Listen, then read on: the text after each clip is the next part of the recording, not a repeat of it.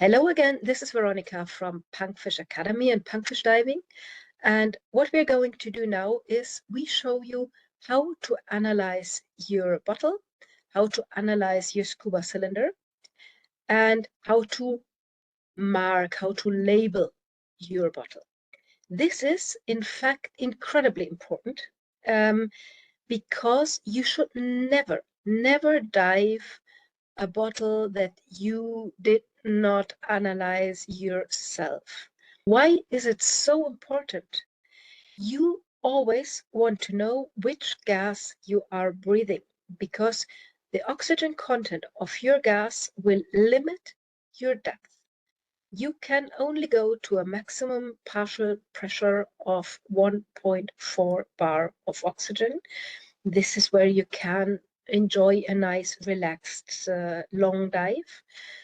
And to be sure that you don't go deeper, you have to know what you're actually breathing. So make sure that when you get a nitrox tank, you have an analyzer as well, and you check your content. You check it yourself, and you label your tank, and you just breathe the tank that you did analyze.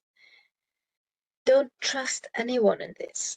Like, getting the wrong gas is actually the only thing that can turn out to be really dangerous when diving nitrox.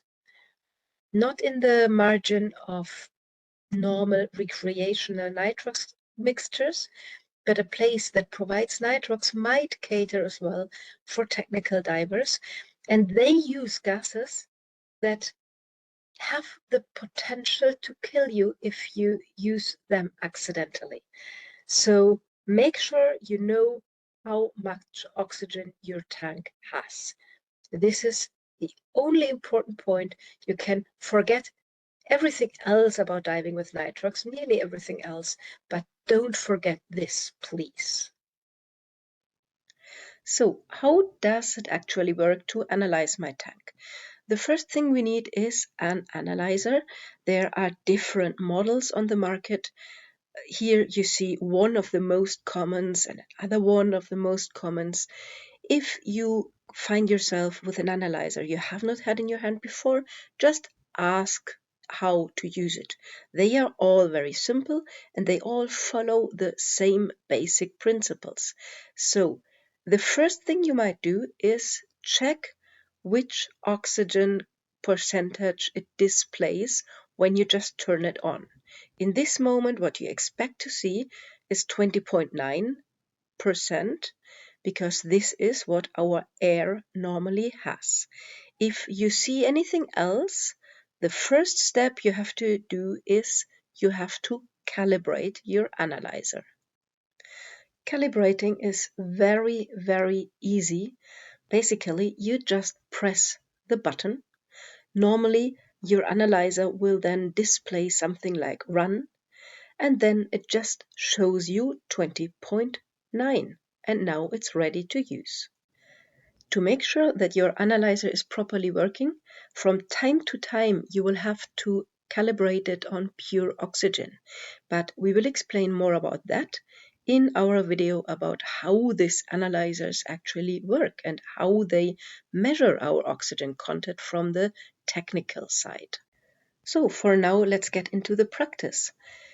To analyze your cylinder, you will very gently open the valve to get a slow but constant stream, and then you put the analyzer in front in a way that it really closes neatly with your valve.